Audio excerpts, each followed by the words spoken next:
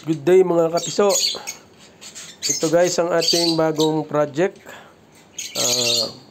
Pale Palo Opa.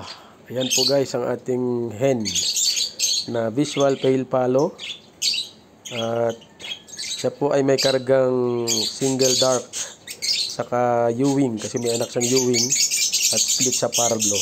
Ito naman yung kanyang pares ay proven na DNA po yan na male na Torque Par Blue Split Pale Palo. So ayan po ang bago nating parisan na ating ipo-project sa after ng ating OPA project So ito yung ating sinunod.